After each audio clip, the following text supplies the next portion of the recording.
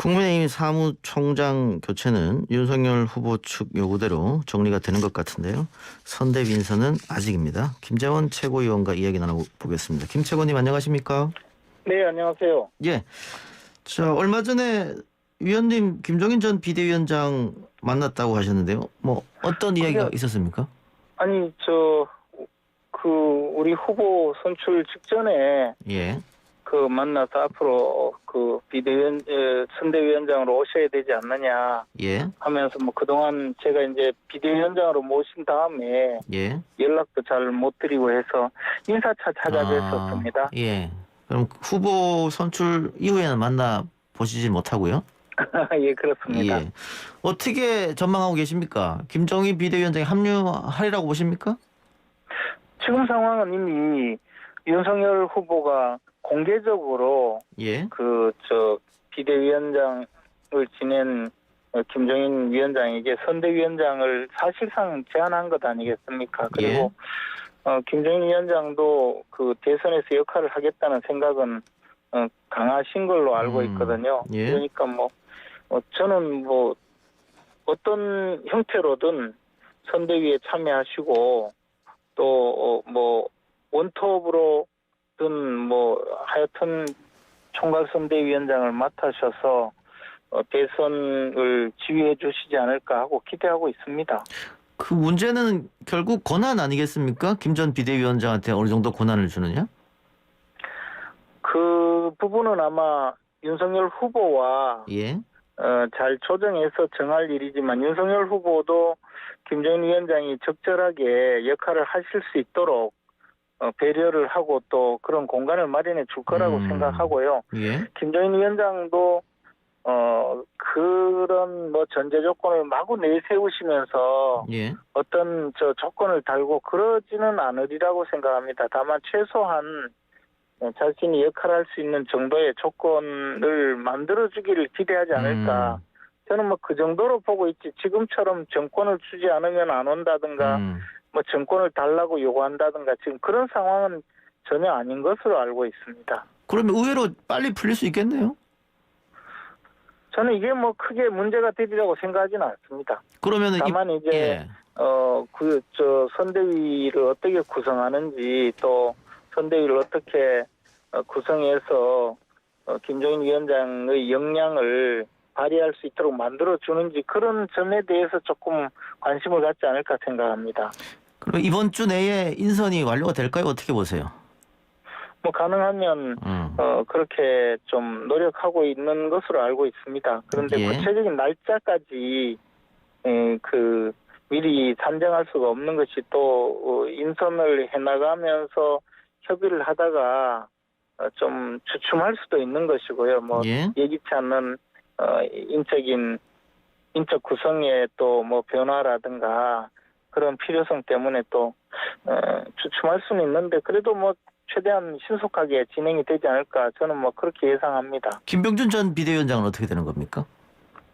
솔직히 그 부분은 잘 모르는데요. 그 예. 부분은 그러나 김병준 비대위원장도 대선 국면에서 분명히 큰 역할을 하실 거라고는 알고 있습니다. 예, 알겠습니다. 좀 지켜보기로 하고요.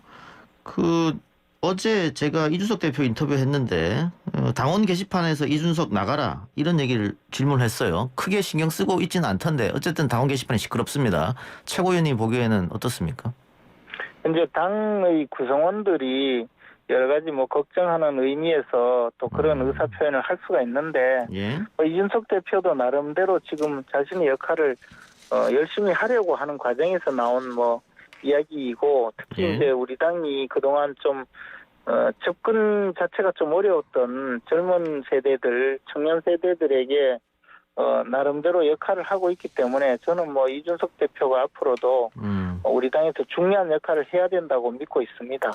그 사무총장 교체 건으로 윤석열 후보가 이 대표를 무시한 거 아니냐. 그래서 이 대표가 불쾌함을 표시했다. 이런 이야기도 있던데 그 점은 어떻게 보세요?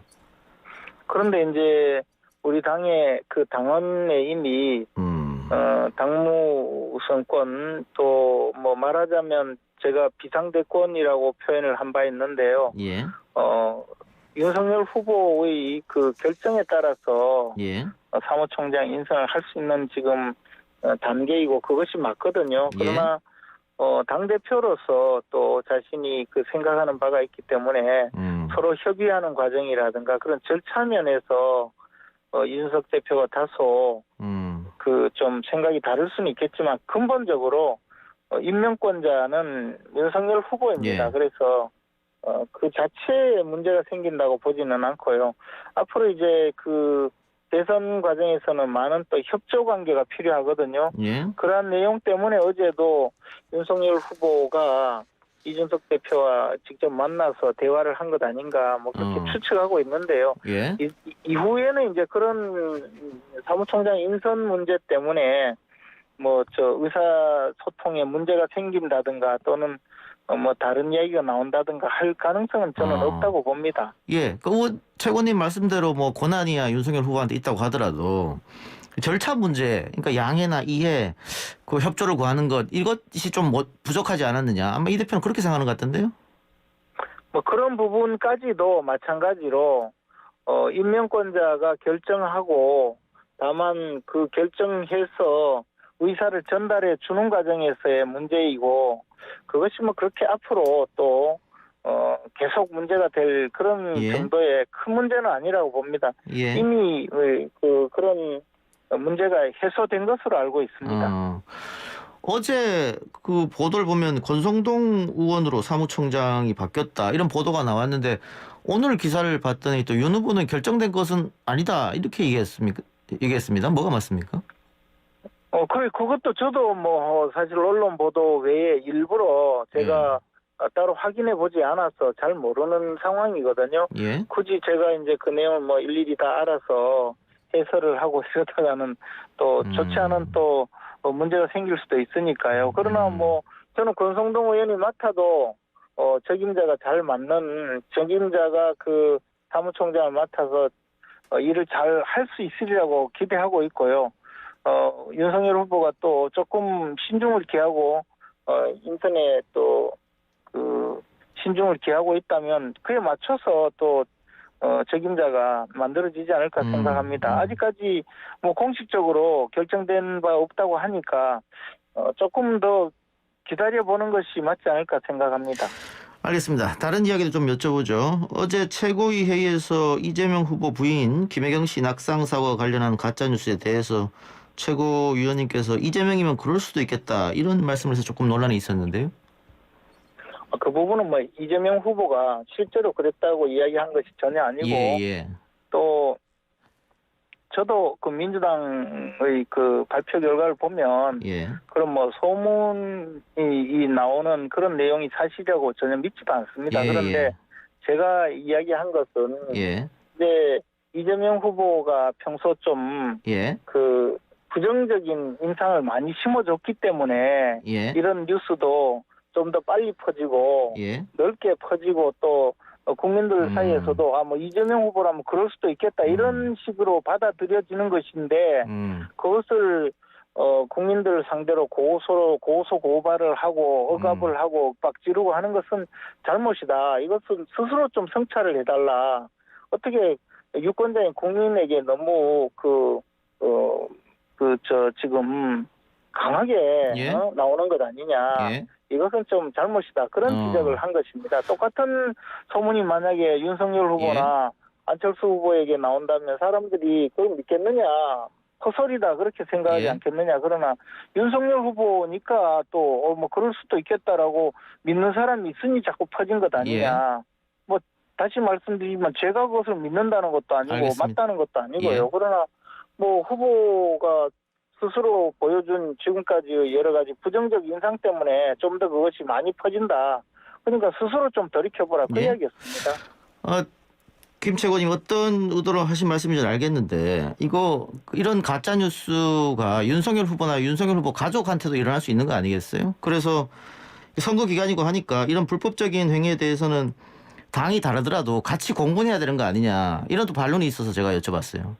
제가 뭐 지금 소문 퍼뜨리는 거 잘했다는 것도 아니고 제가 그 퍼뜨리거나 한 적도 없고 저에게 온 뭐 그런 문자 메시지나 카톡을 한 번도 전달해 본 적도 없는데요. 예. 그것이 맞다는 것이 아니고 저는 윤석열 후보나 안철수 후보에 비해서 이재명 후보는 부정적인 이미지가 좀 많다. 그 점은 스스로 좀 인정을 하고 좀 더 성찰하라 그렇게 이야기한 것뿐입니다. 예, 알겠습니다. 자, 판단은 뭐 우리 청취자들 하실 테고요. 2030 민심에 대해서는 어떻게 보십니까? 이재명 후보가 강하게 2030 청년들에게 러브콜을 보내는 모양이던데 아직 움직임은 크게 없는 것 같아요. 그런데 이제 이번 문재인 정권에서 2030 세대들의 그 희망을 다 앗아가다시피 하지 않았습니까? 예. 뭐 취직이 되는 것도 아니고 그렇다고 생활이 좀 나아지는 것도 아니고 오히려 부동산값 상승으로 인해서 2030 세대의 그 희망의 단초조차 앗아가 버리고 했는데 단순히 뭐 입에 사탕 넣어주는 정도의 그런 달콤한 이야기로 2030 세대들이 민심이 쏠리겠습니까? 이미 그 2030 세대들의 그 돌아선 마음은 각종 여론조사에서도 나타나고 있거든요. 다만 우리도 여러 점에서 여러 가지에서 반성을 해야 하고 우리도 사실 그동안 젊은 세대들에게 크게 환영받지 못하던 것도 사실이거든요. 예. 그래서 그분들의 희망을 되찾아줄 수 있는 많은 노력을 하면서 우리 2030 세대들을 더 이해하고 또 앞으로 꿈을 뺏어가지 않는 그런 정치를 해나가는 것으로 우리 2030 세대의 지지를 회복해 나가고 좀 더 강화해 나가는 그런 노력만이 필요하다고 봅니다. 결국은 문정부에 실망한 청년들이 많이 있기 때문에 정권 교체 결국은 동참할 것이다 이렇게 보시는 거네요. 그러나 뭐 그런 반사 이익만으로 표를 찍겠습니까? 우리가 예. 좀 더 적극적이고 미래지향적이고 또 특히 젊은 세대들에게 희망을 주는 여러 가지 정치적 비전을 제시하고 그것을 실천하겠다는 강한 의지를 보여야 그런 젊은 세대들이 저희들에게 조금 다가오지 않겠습니까? 예. 마음도 열고요. 예. 우리 2030 세대들은 사실 이념 지향성보다는 좀 더 현실 정치에서 정치가 무엇을 해결해 줄 것인가라는 것을 좀 더 지켜보고 있기 때문에요. 저희들이 좀 더 노력을 해야 하고 2030 세대들이 관심을 갖고 또 고민하고 또 그 스스로 어려워하는 문제를 해결하는 그런 정치를 하지 않으면 안 된다고 예. 봅니다. 지금 구호만 가지고는 해결할 예. 수 없거든요. 그러면 그 노력의 일환으로 후보가 직접 홍준표 의원에게 몇 차례 더 좀 손을 내밀어야 되는 거 아니냐 이런 이야기도 있어요. 뭐 당연히 그렇게 해야죠. 앞으로 그렇게 하지 않겠습니까? 그리고 결국 이제 정권 교체라는 대의가 있기 때문에 그 홍준표 후보가 지금 조금 아직까지 정리되지 않은 마음을 갖고 계시고 있을 수 있는데 예. 찬찬히 노력을 해서 함께 갈 수 있도록 우리 그 당 차원에서도 노력을 해야 하고요. 예. 후보도 뭐 절절하게 그런 노력을 하리라고 생각하고 있습니다. 알겠습니다. 끝으로 하나만 더 여쭤보죠. 최고위원님 혹시 본부장 리스크라고 들어보신 적 있습니까? 본부장 리스크요? 예.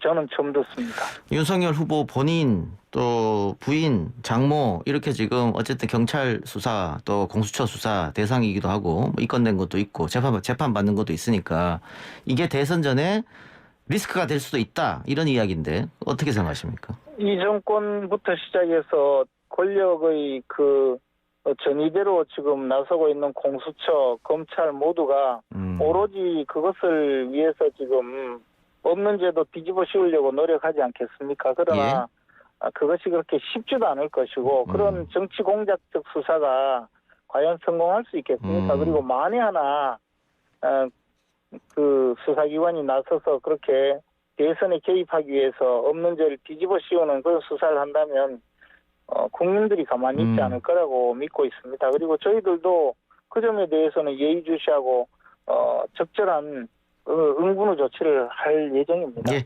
알겠습니다. 최고위원님 오늘 말씀 고맙습니다. 고맙습니다. 네, 지금까지 국민의힘 김재원 최고였습니다.